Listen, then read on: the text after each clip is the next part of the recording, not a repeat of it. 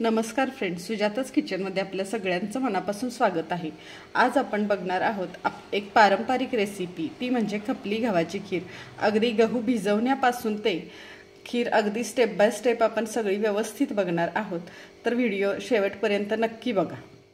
तर आपण बघूया त्यासाठी लागणारं साहित्य। इथं मी 2 वाटी खपली गहू घेतलेले आहेत, पावणे 2 वाटी गूळ घेतलेला आहे बारीक कट करून, एक नारळ घेतलेला आहे, 2-3 दालचिनीचे तुकडे, थोडंसं जायफळ आणि 2-3 लवंगा घेतलेले आहेत आणि सुक्या मेव्यामध्ये थोडेसे काजू, थोडे बदाम आणि थोडेसे मनुके घेतलेले आहेत।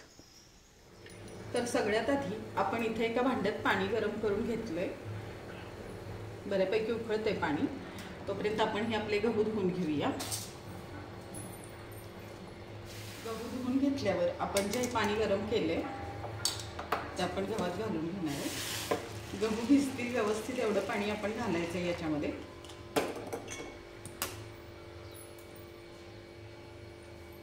आणि 2 ते 5 मिनिट आपण हे झाकून ठेवणार आहे।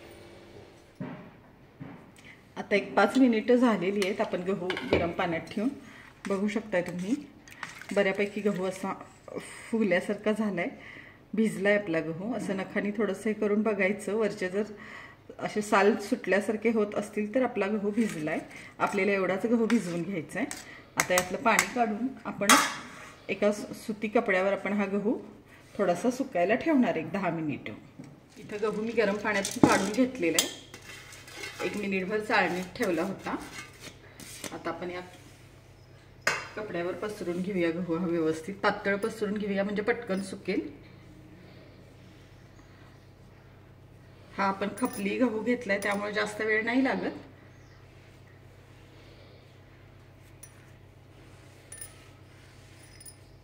आपण हा 10 मिनिट आता सुकवून घेऊया। 10 मिनिटापेक्षा जास्त नाही सुकवायचा। आता तुम्ही बघू शकता गहू आपला सुकायला ठेवून 10 मिनिटं झालेली आहेत। चांगला सुकलाय आपला गहू। कसा ओळखायचा तर असं हातात असा पकडून बघायचं, असं पूर्ण असा खाली पडला पाहिजे, थोडंसं असं ओलसर लागलं पाहिजे, खूप पण असा कडक सुकवून नाही घ्यायचा गहू। तर आता आपला हा गहू सुकलेला आहे। आपण एका मिक्सरच्या भांड्यात घेऊन हा थोडासा बारीक करणार आणि मिक्सरमध्ये बारीक करताना आपण त्याला कंटिन्यू असं फिरवायचं नाही, जस्ट 1-2 सेकंद फिरवायचं, बंद करायचं, फिरवायचं, बंद करायचं, असं करत आपण हे फिरवून घेणार आहे। खूप बारीक करून घेणार नाही, अगदी एका गव्हाचे 1-2 तुकडे होतील एवढंच बारीक करणार आहे। कोल्हापूर साईडला पॉलिश केलेला खपली गहू खिरीसाठी मिळतो, पण इकडे सातारा साईडला तो भेटत नाही, त्यामुळे आपण हे असं करून घेतोय गहू। तर आता आपण गहू हा बारीक करून घेऊया। तर आता हा गहू आपण मिक्सरला फिरवून घेतलाय, बघू शकता तुम्ही, खूप असा बारीक नाही केलेला, बऱ्यापैकी असा मोठा मोठा आहे। असाच बारीक करायचा, नाहीतर खूप बारीक केल्यावर खीर छान लागत नाही, खूप अशी गिळगिळीत लागते। हा गहू जेवढा मोठा असेल तेवढी खिरीला टेस्ट छान येते। तर असाच गहू बारीक करून घ्यायचा। आता तुम्ही बघू शकता आपण हा गहू मिक्सरला फिरवून घेतलेला आहे, खूप असा बारीक नाही केलेला, बराच असा मोठा मोठाच आहे। तर आपण 2 मिनिटं तो गहू असा हाताने जरासा चोळून घ्यायचा सगळा गहू, म्हणजे त्याच्यावर जे साल असतात ते गरम पाण्यात घातल्यामुळे आणि असे चोळल्यामुळे मोकळे होतात, त्याचा कोंडा पूर्ण वरचा निघून जातो। त्याच्यासाठी 1-2 मिनिट असे गहू हे चोळून घ्यायचे। आता आपण हे सगळे गहू थोडेसे चोळून घेऊया। आता 1 मिनिटभर व्यवस्थित असे चोळून घेतल्यावर गहू आपले बऱ्यापैकी कोरडे पण आता झालेत। तर आता आपण ते पाखडून घेऊया, म्हणजे गव्हातला सगळा कोंडा निघून जाईल।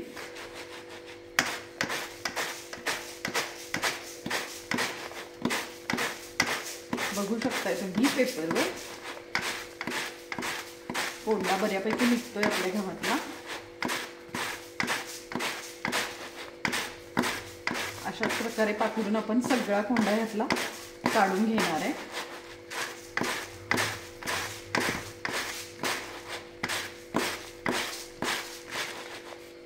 बघू शकताय तुम्ही, इथं बऱ्यापैकी कोंडा गव्हाचा पडलेला आहे, दिसत असेल तुम्हाला। तर आपण अजून थोडं पाखडून गव्हातला कोंडा पूर्ण काढून घेऊ। बघू शकता तुम्ही गहू छान पाकडून आपण गव्हातला पूर्ण कोंडा काढून घेतलेला आहे। आता चांगले मोकळे मोकळे वाटायला लागलेले आहेत गहू आणि खूप असे बारीक पण नाहीत केलेले, चांगले मोठे मोठेच आहेत। आणि इथं बघू शकता तुम्ही केवढा कोंडा निघलेला आहे, त्यामुळे असं व्यवस्थित पाकडून घ्यायचं, नाहीतर खिरीमध्ये तो कोंडा असा मध्ये मध्ये येतो खाताना, त्यामुळे व्यवस्थित पाकडून घ्यायचं। इथे गॅसवर मी कुकर गरम करायला ठेवलाय, कुकर तापलाय आपला। आता त्याच्यात 1-2 चमचे तूप टाकून घेते मी आधी।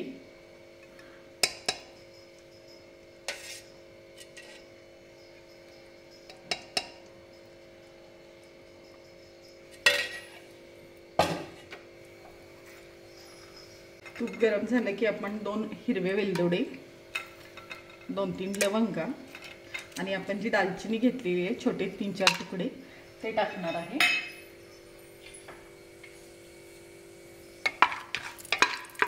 ते थोडेसे तेलात 1 अर्धा मिनिट परतूया। हे सगळं साहित्य बघू शकताय तुम्ही, तेलात छान वेलदोडा वगैरे फुललेला आहे, दालचिनी पण चांगली भाजली आहे। आता आपण जे गहू घेतले बारीक करून ते टाकूया।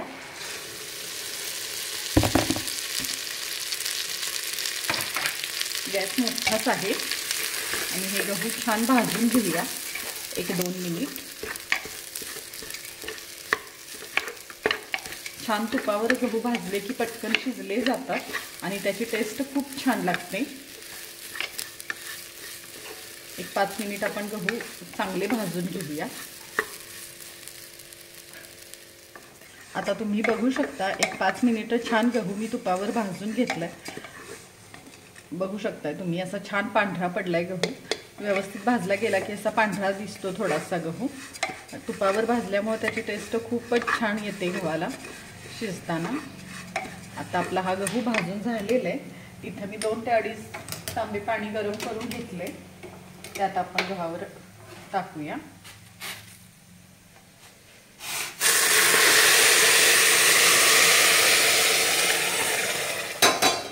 पाणी गरमच टाकायचं गहू शिजायला, जरा जास्त पाणी लागतं, त्यामुळे जास्त झालं तरी काही हरकत नाही, पण कमी नाही पडू द्यायचं पाणी। आता इथे मी जवळजवळ 2.5 तांबे तरी पाणी गरम करायला ठेवलं होतं, ते घातलेले बघू शकताय तुम्ही। गरम पाणी घातल्यामुळे गहू पटकन शिजला जातो। आता झाकण याला आपण 7 ते 8 शिट्ट्या करणार आहोत मीडियम गॅसवर। गॅस मोठा नाही ठेवायचा, मीडियम गॅसवर 7 ते 8 शिट्ट्या करून घेऊया आपण। तर आता कुकर लावून आपल्याला 8 ते 10 शिट्ट्या आपल्या कुकरच्या झालेल्या आहेत, कुकर गार पण झालेला आहे आपला। बघू शकता तुम्ही छान शिजलेला आहे आपला गहू, मस्त मऊ शिजले, पाणी वगैरे एकदम व्यवस्थित झाले, जास्त पण झालं नाही कमी पण पडलेलं नाहीये। आता गॅस चालू केलाय मी, थोडंसं गहू मिक्स करून घेऊया व्यवस्थित। आता याच्यात आपण जो 2 वाटी गूळ घेतलेला आहे तो टाकूया।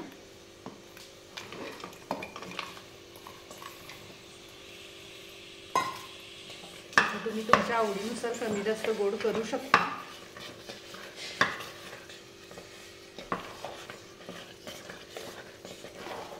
आता जर बारीक गॅस करून आपण ठेवूया, गूळ चांगला मिक्स होईपर्यंत गव्हात।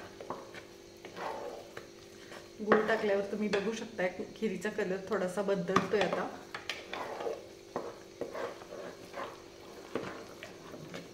आता आपण अशीच खीर 5 मिनिटे ठेवूया गूळ पूर्ण वितळूपर्यंत।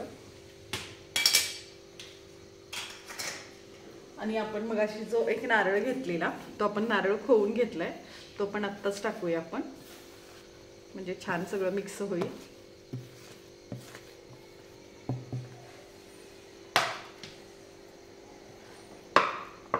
अजून एकदा हलवून घेऊया व्यवस्थित।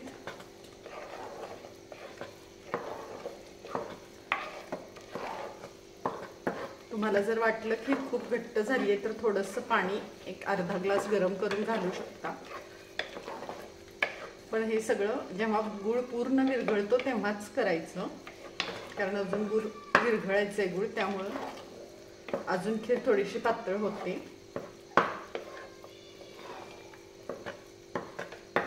आता 1-2 मिनिटं हे असंच शिजवूया आपण बारीक गॅसवर. तर आता खीर गूळ मिक्स करून ठेवून आपल्याला 1-2 मिनिटं झालेली आहे. बघू शकता तुम्ही व्यवस्थित गूळ पण आपला विरघळलेला आहे. छान पातळ झाली खीर, आपल्याला हवी तेवढी, खूप घट्ट नाही आहे. आता याच्यात आपण थोडंसं जायफळ खिसून घेऊया.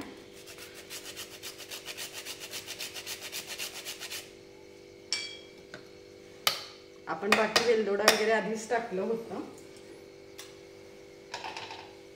अगदी चिमूटभर मीठ टाकून घेऊया.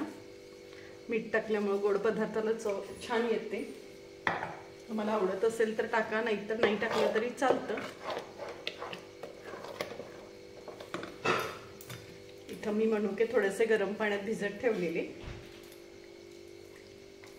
ते आता टाकून घेते.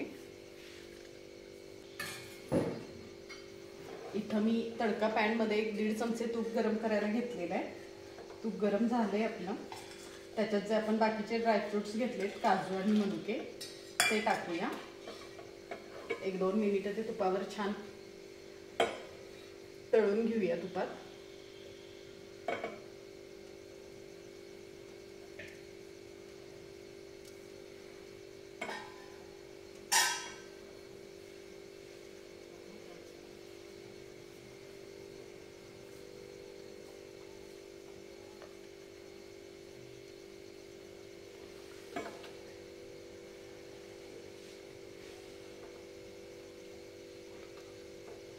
छान तळलेत आता आपले हे काजू मनुके. आता आपण ते खिरीत मिक्स करून घेऊया. आणि आता पुन्हा सगळी खीर व्यवस्थित हलवून घेऊया.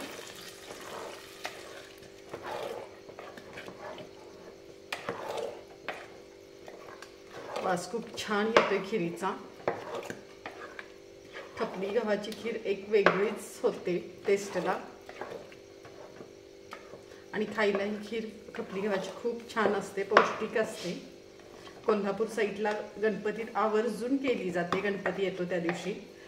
मोदक एक वेळ चुकतात, पण खीर मात्र आवर्जून केली जाते. तर आपली ही खीर खूप छान झालेली आहे. अजून 1-2 मिनिटं आपण ही खीर झाकून ठेवूया.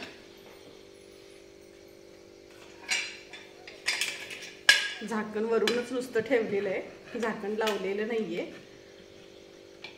1-2 मिनिट आपली खीर आपण आणि शिजवून घेऊया. बघू शकताय तुम्ही, खीर आपली मस्त उकळतीये. छान झाली खीर आपली, चांगली व्यवस्थित शिजली, एकजीव झाली. आता अजून एकदा मिक्स करून घेऊया. बघू शकता तुम्ही, खूपच छान झालेली आहे खीर. अशी खूप पातळ पण नाही, खूप घट्ट पण नाही, व्यवस्थित झाली. आता ही आपली खीर तयार आहे. यात आपण भांड्यात काढून घेऊया दुसऱ्या. तर फ्रेंड्स, तुम्ही बघू शकता आपली ही खपली गव्हाची खीर तयार आहे. अगदी पारंपरिक पद्धतीने आपण ही खीर केलेली आहे. गहू भिजवून वगैरे व्यवस्थित सगळं केलेलं आहे. थोडासा त्रास होतो, पण चवीला मात्र ही खीर अप्रतिम लागते. एकदा नक्की ट्राय करा. आणि अशाच रेसिपीसाठी सुजाताज किचनला लाईक करा, शेअर करा, सबस्क्राईब करा. धन्यवाद.